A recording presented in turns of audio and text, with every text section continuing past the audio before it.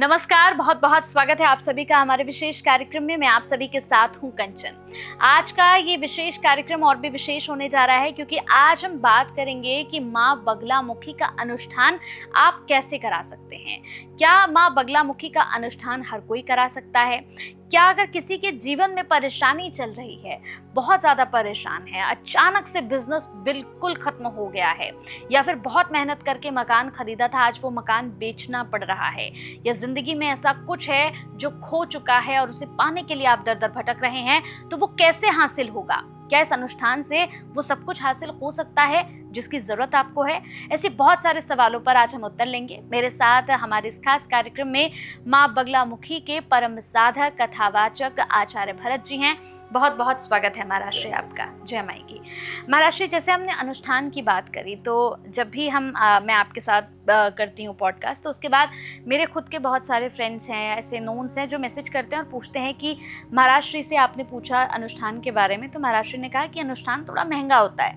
तो अब लोगों का ये प्रश्न है कि क्या फिर अगर गरीब असहाय लोग हैं जिनके पास इतना पैसा नहीं है, क्या वो माई का अनुष्ठान नहीं करा सकते हैं? क्या चीज होती है कि मेरे पास भी कई फोन आते हैं। हाँ। पहली बात तो बता दो कि मैं एक परिवार वाला हूँ और मैं जो चीज आपको इस पॉडकास्ट के माध्यम से बताऊंगा वो सब ओरिजिनल होगी।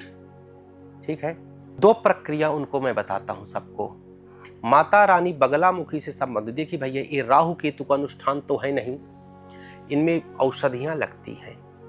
क्यों ये महंगा है? औषधियां लगती हैं, बड़े बड़े साधक होते हैं, एकांत में अनुष्ठान होता है और रात्रि में 9 बजे से सुबह 3 बजे तक होता है। हड्डी तोड़ मेहनत होती है, अतंत्र मार्ग है ये। मान के चलिए आपके घर में किसी ने तंत्र किया है, आप रोड पे आ गए हैं, आप बर्बाद हो चुके हैं, आप किसी साधक के पास गए या मुझे ही आपने फोन किया और मैंने कहा कि बगलामुखी का अनुष्ठान करवाइए। आपने कहा ठीक है। अगर मैं आपके घर में अनुष्ठान करने पहुंचा साधकों के सहित, मतलब 9 से 10 साधक होते हैं, 9 साधक हो गए, 7 साधक हो गए, जो कि दतिया पीठ से ही बुलाता हूं, कामाख्या से बुलाता हूं, जो शक्ति पीठ है वहां से ओरिजिनल साधक, जिन्होंने कम से कम लाखों या करोड़ों सब स्वयं के लिए किए हों, जो गायत्री के भगवती बगलामुखी के उपासक हों। अनुष्ठान आपके यहाँ हुआ, वो बाधा जो आपके साथ चल रही थी, अगर हमने अनुष्ठान किया तो लौटेगी वो तंत्र लौटेगा, कहाँ जाएगा? वो जो आपके ऊपर किया था तंत्र, उस तांत्रिक के पास हो जाएगा और तांत्रिक समझेगा कि कौन उतार रहा है, कौन प्रयोग कर रहा है, वो तांत्रिक हमारे ऊपर फिर करेगा टारगेट। तो भैया, ये दो धारी तलवार है। हमें अपने परिवार की भी सुरक्षा करनी है, अपनी सुरक्षा करनी है और आपकी सुरक्षा करनी है। इसलिए ये जो अनुष्ठान है महंगे होते हैं। औषधियां इसमें बड़ी महंगी महंगी लगती हैं, विष लगते हैं इसमें, मैनसिल, पारा, ये सब लगता है इसके अंदर, बड़े बड़े पुष्प, बड़ी बड़ी औषधियां, रात्रि में हड्डी तोड़ मेहनत होती है। ये तंत्र मार्ग है। मैं पुनः कहना चाहूंगा, बगलामुखी के अनुष्ठान महंगे होते हैं। तो फिर क्या करें हम? दूसरा प्रश्न उठता है कि हम क्या करें। अगर आप वो चीज नहीं कर पा रहे तो एक सरल उपाय बता रहा हूं। अगर आप अनुष्ठान नहीं करा पा रहे हैं तो आप भगवती बगलामुखी का अष्टोत्तर शतनाम का पाठ, भगवती बगलामुखी के पुनः रुद्र यामल तंत्र, एक तंत्र शास्त्र है, रुद्र यामल तंत्र का मां भगवती बगलामुखी अष्टोत्तर शतनाम का पाठ डेली आप, मैं जो कह रहा हूं बड़े ध्यान से सुनिएगा, डेली 36 पाठ, टोटका है एक 36 पाठ रुद्र यामल तंत्र बगलामुखी अष्टोत्तर शतनाम का पाठ करिए आप। एक टाइम रखना है आपको, रात्रि में 9 बजे से करें तो प्रत्येक दिन 9 बजे, 10 बजे से करें तो प्रत्येक दिन 10 बजे रात्रि से, 11 से करें तो 11 बजे करना है आपको। कितने? 36 पाठ बगला अष्टोत्तर शतनाम के, 3 पाठ बगलामुखी चालीसा। पीले आसन पे बैठना है, 2 दीपकों को जलाना है। बड़े ध्यान से सुनिए, आसन कौन होगा? पीला। दीपक कौन होंगे? 2 दीपक होंगे, एक सरसों के तेल का, एक घी का दीपक होगा। राइट की तरफ घी का, लेफ्ट की तरफ आपका सरसों के तेल का दीपक, चौकी पे भगवती बगलामुखी की फोटो होगी और आसन बिछा दीजिएगा लाल आप पीला। आसन पे बैठ जाना। स्नान करने के बाद जो आपका संकल्प है, जो आप चाहते हो, अगर आप रोग से परेशान हो, आप बाधाओं से परेशान हो, शत्रु से परेशान हो, किसी रूप में किसी चीज से आप परेशान हो, शत्रु अगर कोई आपको परेशान कर रहा है तो अष्टोत्तर शतनाम करने के पहले जल लेकर के शत्रु का नाम लेते हुए कि मेरा नाम ए है, मेरा गोत्र ए है, मेरे को ऐसी ऐसी बाधाएं हैं, ये मेरा शत्रु है और इस शत्रु का शमन हो, शत्रु मेरा मित्र बने, या जो आप चाहते हो बोल करके जल को सामने छोड़ दीजिए और डेली पाठ करिए। 36 पाठ, 3 जो है चालीसा के पाठ रात्रि में अब भगवती की फोटो के समक्ष अब दिल से, भाव से, श्रद्धा से भैया करने वाली भगवती है, बगलामुखी है। मैं एक मार्गदर्शन आपको दे सकता हूँ, एक करिए आप, आपको चमत्कार दिख जाएगा 40 दिन में। इसको कर लीजिए, आपको 1 रुपए इसमें नहीं लगने वाले हैं। लेकिन अगर आप साधकों को बुलाओगे, अगर एक कार्यक्रम को कराओगे बगलामुखी का कार्यक्रम, तो उसमें पैसे लगते हैं महंगा। कहीं आप कराओ। और एक चीज और बता दूं, मुझसे आप पूछते हैं, बताता हूं, कहीं से भी दीक्षा लो, कहीं से करवाइए, मैं वैसे व्यस्त रहता हूं। मेरी कथाएं चलती है बंधुओं, कथा भी करता हूं, कई कथाएं हैं मेरी। और जब कोई आया तो भगवती के कार्यक्रम भी कराता हूं। कहीं भी कराइए, थोड़ा महंगा कार्यक्रम होता है, लेकिन आपको मैंने उपाय बता दिया, इसको करिए। हवन भी आप कराएंगे तो वो भी थोड़ा इन हवनों से महंगा होता है। मेरे पास कई लोग कुंडली को लेकर के फोन करते हैं, तो कुंडली का भी एक भैया एक चीजें होती हैं, जब किसी आचार्य से, किसी साधक से आप कुछ दिखवाते हो, उसका भी एक चार्ज होता है। और आप सब, हम भारतीय हैं, सनातनी हैं, हर व्यक्ति का एक परिवार है, ओरिजिनलिटी यही है। हाँ, इसमें बिल्कुल वो चीजें न करें आप, निसंकोच आप कुंडली भी दिखाएं, हवन भी करवाएं, जब भी करवाएं, कुछ भी है, और कहीं भी करवाएं।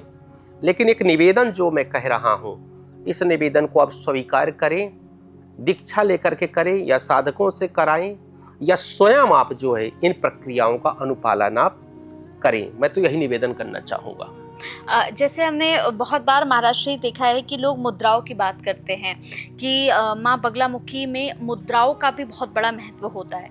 तो ये मुद्राएं क्या हैं और ये कैसे कार्य करती हैं? मुद्राएं एक दैट्स विद थेरेपी, एक जो है उंगलियों के विशेष आकृति से बनने वाली चीज को हम मुद्रा बोलते हैं। जैसे ये क्या है? ये क्या है? मछली जल की रानी है। ये मत्स्य मुद्रा है। अच्छा, ये क्या है?